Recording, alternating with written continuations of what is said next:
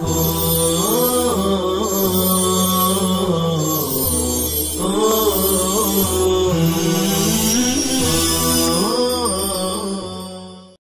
اللہ الرحمن الرحیم الحمد للہ رب العالمین الحمد للہ حمدا کثیرا طیبا مبارکا فیہ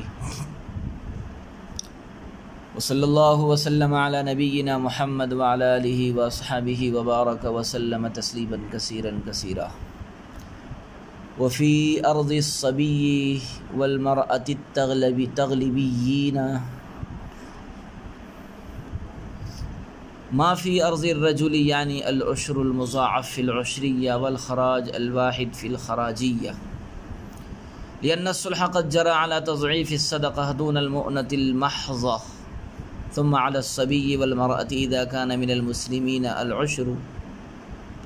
فيضعف ذلك إذا كان منهم. اور تغلیبی بچے اور تغلیبی عورت کی زمین میں وہ واجب ہے جو تغلیبی مرد پر واجب ہے، یعنی عشری زمین میں دوہرا عشر اور خراجی زمین میں ایک خراج واجب ہے، اس لیے کہ صدقے کو دو گنا کرنے پر صلح ہوئی ہے، نہ کہ خرچے محضہ کو. پھر اگر بچہ اور عورت مسلمان ہوں تو ان پر عشر واجب ہے، لہذا جب وہ تغلیبی ہوں گے تو عشر کا دو گنا واجب ہوگا. تغلیبیوں کی زمینوں پر واجب ہونے والے جبایات کا بیان. مسئلہ یہ ہے کہ تغلیبی بچے اور تغلیبی عورت کی عشری زمین میں تو دوہرا عشر واجب ہے، لیکن ان کی خراجی زمین میں ایک ہی خراج واجب ہے، جیسا کہ اسی تناسب سے تغلیبی مردوں پر وجوب ہے. اس حکم کی دلیل یہ ہے کہ حضرت عمر رضی اللہ عنہ کے عہد خلافت میں بنو تغلب سے دو گنا لینے کا جو معاہدہ ہوا تھا وہ صرف اور صرف عبادات یعنی عشر اور صدقات میں ہوا تھا. مؤنت محضہ مثلا خراج اور ٹیکس وغیرہ میں تضعیف کا معاہدہ نہیں ہوا تھا، اس لیے عشری زمین میں تو بنو تغلب سے دوہرا عشر لیا جائے گا، مگر خراجی زمین میں دوہرا خراج نہیں لیا جائے گا. اور صاف سیدھی بات یہ ہے کہ اگر بچہ اور عورت مسلمان ہوں تو ان کی عشری زمین میں عشر واجب ہے، لیکن اگر وہ مسلمان نہ ہو اور تغلیبی ہو تو عشر کا دو گنا واجب ہوگا. صاحب ہدایہ نے ثم علی الصبی سے اسی کو بیان کیا ہے. وَلَيْسَ فِي عَيْنِ الْقِيرِ وَالنِّفْتِ فِي أَرْضِ الْعُشْرِ شَيْءٌ لِأَنَّهُ لَيْسَ مِنْ أَنْزَالِ الْأَرْضِ وَإِنَّمَا هُوَ عَيْنٌ فَوَّارَةٌ كَعَيْنِ الْمَاءِ وَعَلَيْهِ فِي أَرْضِ الْخَرَاجِ خَرَاجٌ وَهَذَا إِذَا كَانَ حَرِيمُهَا صَالِحًا لِلزَّرَاعَةِ لِأَنَّ الْخَرَاجَ يَتَعَلَّقُ بِالتَّمَكُّنِ مِنَ الزَّرَاعَةِ. اور عشری زمین کے قیر تارکول، اسے ڈامر کہتے ہیں، تارکول، والنفط پیٹرول مٹی کا تیل، فی ارض العشری عشری زمین کے قیر یعنی تارکول اور نفط یعنی پیٹرول مٹی کے تیل کے چشمے میں کوئی چیز واجب نہیں ہے، کیونکہ تارکول اور پیٹرول مٹی کا تیل زمین کی پیداوار میں سے نہیں ہیں، اور یہ تو پانی کے چشمے کی طرح جوش مار کر نکلنے والا چشمہ ہے، اور اس پر خراجی زمین میں خراج واجب ہے، اور یہ حکم اس صورت میں ہے جب ان کے ارد گرد کی جگہ کاشتکاری کے لائق ہو، اس لیے کہ خراج تو زراعت پر قدرت سے متعلق ہوتا ہے. زمین سے نکلنے والے تیل کے چشموں میں عشر وغیرہ کا بیان. زمین سے نکلنے والے تیل کے چشموں میں عشر وغیرہ کا بیان. عبارت میں دو لفظ قابل غور ہے، آپ پہلے ان پر غور کر لیجئے. القیر اس کے معنی ہے سیاہ تیل، بعض لوگوں نے تارکول پر قیر کا اطلاق کیا ہے. نفط ایک طرح کا معدنی تیل جو بہت جلد آگ پکڑ لیتا ہے، عموماً اسے مٹی کے تیل کے لیے استعمال کرتے ہیں. صورت مسئلہ یہ ہے کہ تارکول اور پیٹرول کے چشموں میں عشر وغیرہ واجب نہیں ہے، اگرچہ یہ چشمے عشری زمین میں ہی کیوں نہ ہوں، کیونکہ وجوب عشر کا تعلق زمین کی پیداوار سے ہے اور قیر وغیرہ زمین کی پیداوار میں سے نہیں ہیں، بلکہ یہ تو پانی کے چشموں کی طرح جوش مار کر نکلتے ہیں، لہذا جب یہ زمین کی پیداوار میں سے نہیں ہیں تو پھر ان میں عشر بھی نہیں واجب ہوگا۔ اور اگر یہ چشمے خراجی زمین میں ہوں اور ان کے آس پاس کی زمین زراعت اور کاشتکاری کے قابل ہو تو پھر اس میں خراج واجب ہوگا، کیونکہ خراج کا تعلق پیداوار سے نہیں بلکہ کاشتکاری پر قدرت سے ہے، اور جب تارکول، پیٹرول وغیرہ کے ارد گرد کی زمین زراعت کے قابل ہے تو اس میں خراج واجب ہوگا، خواہ مالک زمین اس میں کاشتکاری کرے یا نہ کرے، بہر دو صورت اس میں خراج واجب ہوگا۔ باب من یجوز دفع الصدقات الیہ ومن لا یجوز، یہ باب ان لوگوں کے بیان میں ہے جنہیں صدقات دینا جائز ہے اور جن کو دینا جائز نہیں ہے۔ صاحب ہدایہ زکوٰۃ اور انواع زکوٰۃ کے بیان سے فارغ ہو کر مصارف زکوٰۃ کو بیان کر رہے ہیں۔ مختصراً آپ یہ یاد رکھیے کہ قرآن کریم نے زکوٰۃ کے کل 8 مصارف و اقسام بیان کیے ہیں، جن میں سے ایک قسم ساقط ہو گئی ہے، لہذا اب زکوٰۃ و صدقات کے کل 7 مصارف ہے جن کی تفصیل آ رہی ہے۔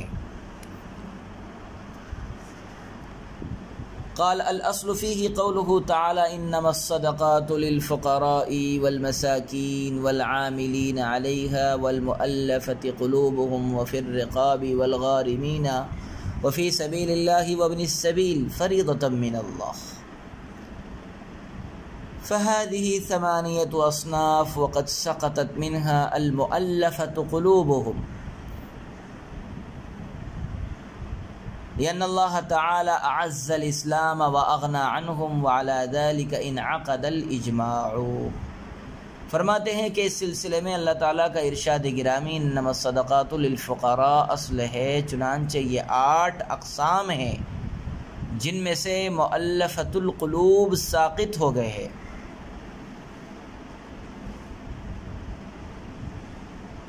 اس لیے کہ اللہ تعالیٰ نے اب اسلام کو سربلند کر کے ان لوگوں سے مستغنی کر دیا ہے اور اسی پر اجماع منعقد ہو چکا ہے۔ مصارف زکوٰۃ کا بیان ہے اس عبارت میں۔ عبارت تو بالکل واضح ہے کہ زکوٰۃ کے کل 8 مصارف ہے، اور یہ 8 قرآن کریم کی اس آیت کریمہ انما الصدقات للفقراء والمساکین والعاملین علیہا والمؤلفة قلوبهم وفی الرقاب والغارمین وفی سبیل اللہ وابن السبیل فریضۃ من اللہ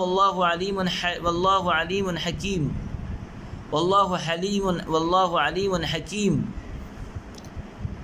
اس آیت کریمہ کی روشنی میں صدقات و زکوٰۃ کا سب سے پہلا مصرف فقراء ہے، دوسرے نمبر پر مساکین ہیں، تیسرے نمبر پر محصلین زکوٰۃ ہے، چوتھے نمبر پر مؤلفۃ القلوب ہے، 5ویں نمبر پر رقاب یعنی غلاموں کو بدلے کتابت ادا کر کے انہیں آزاد کرانا ہے، 6 نمبر پر غارمین یعنی مقروض وغیرہ ہے، 7ویں نمبر پر مجاہدین ہیں، اور 8ویں نمبر پر مسافرین ہیں۔ شروع اسلام میں زکوٰۃ کے کل یہ 8 مصارف تھے، مگر جب بعد میں اللہ تعالیٰ نے اسلام کو تقویت عطا فرما دی اور ہر چہار جانب اسلامی علم لہرانے لگا، اسلامی پرچم لہرانے لگا، تو پھر حضرت صدیق اکبر رضی اللہ عنہ کے دور خلافت میں حضرت عمر رضی اللہ عنہ کے مشورے سے ان 8 میں سے ایک مصرف اور ایک صنف یعنی مؤلفۃ القلوب کو ساقط کر دیا گیا۔ مؤلفۃ القلوب سے مراد وہ لوگ ہیں جنہیں آپ صلی اللہ علیہ وسلم ان کے اسلام لانے کی امید میں کچھ مال دیا کرتے تھے، یا اس سے وہ کمزور اعتقاد والے مسلمان مراد ہے جو اسلام میں ثابت قدم نہیں ہوئے تھے، اور انہیں اسلام میں جمانے کے لیے کچھ مال دیا جاتا تھا۔ چنانچہ بقول صاحب عنایہ ان لوگوں میں عیینہ بن حصن، اقرا بن حابس اور عباس بن مرداس جیسے سرداران قریش نمایاں اور سر فہرست تھے۔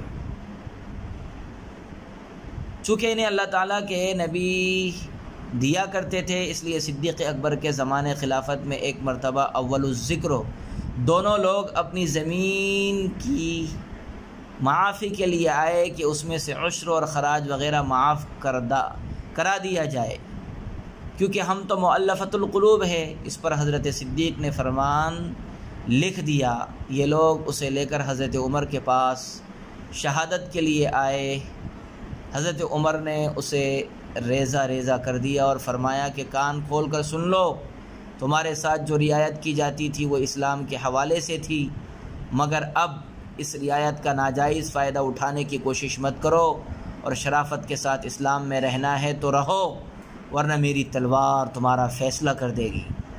جاؤ تمہیں کوئی معافی نہیں ملے گی۔ اسی وقت سے مؤلفۃ القلوب کا مصرف ساقط ہو گیا، اور اس مصرف کے سقوط پر حضرات صحابہ کا اجماع منعقد ہو گیا۔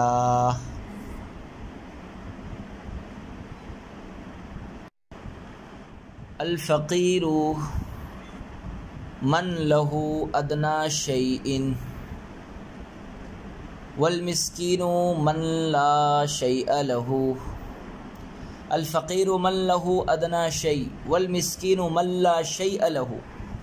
وهذا مروی عن ابی حنیفة رحمه الله تعالی،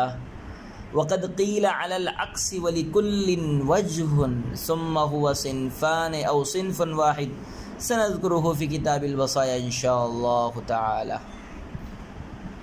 اور فقیر وہ شخص ہے جس کے پاس کچھ ہو، ادنا شے کچھ ہو، اور مسکین وہ ہے جس کے پاس کچھ بھی نہ ہو۔ اور یہ تعریف حضرت امام ابو حنیفہ سے منقول ہے، اور کہا گیا ہے کہ یہ تعریف اس کے برعکس ہے، اور ہر قول کی دلیل ہے۔ پھر فقراء و مساکین دو قسم ہیں یا ایک ہی قسم ہیں، اسے ہم انشاءاللہ کتاب الوصایا میں بیان کریں گے۔ فقیر اور مسکین کی تعریف اور ان میں فرق۔ صورت مسئلہ یہ ہے کہ حضرت امام اعظم رحمۃ اللہ علیہ کے یہاں مسکین وہ آدمی کہلاتا ہے جو بالکل خالی اور ہر چیز سے عاری ہو، اور نان شبینہ کا بھی محتاج ہو۔ مسکین وہ شخص کہلاتا ہے جو بالکل خالی اور عاری، ہر چیز سے عاری ہو اور نان شبینہ کا بھی محتاج ہو۔ اور فقیر وہ شخص ہے جس کے پاس کچھ نہ کچھ ہو، اگرچہ بقدر نصاب نہ ہو۔ اس سلسلے میں امام شافعی، امام طحاوی، امام مالک وغیرہ کی رائے یہ ہے، مسکین اسے کہتے ہیں جس کے پاس کچھ مال ہو، اور فقیر وہ ہے جو بالکل تہی دست ہو۔ یعنی یہ قول پہلے والے قول کے برعکس ہے۔ ان حضرات کی دلیل یہ ہے کہ قرآن کریم نے سورہ کہف میں اما السفینۃ فکانت لمساکین کہہ کر مساکین کے لیے کشتی کی ملکیت کو ثابت کیا ہے۔ مساکین کے لیے کشتی کی ملکیت کو ثابت کیا ہے، جس سے یہ معلوم ہوتا ہے کہ مسکین کے پاس کچھ نہ کچھ ہوتا ہے، اور فقیر اس سے بھی زیادہ خستہ حال ہوتا ہے۔ حضرت امام اعظم رحمۃ اللہ علیہ کی دلیل یہ ہے کہ قرآن نے او مسکینا ذا مطربہ کہہ کر مسکین کی حالت یہ بیان کی ہے کہ وہ بھوک اور فاقے کی وجہ سے زمین سے چمٹا رہتا ہے، اور اسے کچھ بھی میسر نہیں ہوتا کہ وہ کھا لے اور چلنے پھرنے کے بھی قابل اور چلنے پھرنے کے قابل ہو جائے۔ یعنی مسکین فقیر سے بھی زیادہ بدحال اور مفلس ہوتا ہے، کیونکہ فقیر کے بارے میں قرآن کریم کا اعلان یہ ہے للفقراء الذین احصروا فی سبیل اللہ لا يستطيعون ضربا في الارض يحسبهم الجاهل اغنياء من التعفف۔ یعنی سوال نہ کرنے کی وجہ سے جاہل لوگ فقراء کو مالدار سمجھتے ہیں، اور یہ بات اسی وقت تو ممکن ہوگی جب فقراء کا ظاہر حال اچھا ہوگا، اور ظاہر حال اسی وقت تو اچھا ہوگا جب ان کے پاس کچھ نہ کچھ ہوگا۔ اس سے معلوم ہوا کہ فقیر کی حالت مسکین کے مقابلے میں کچھ اچھی ہوتی ہے۔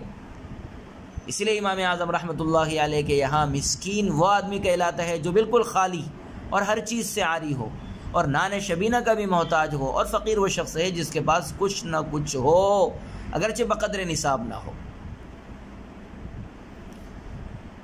امام شافعی رحمۃ اللہ علیہ کی پیش کردہ آیت اما السفینۃ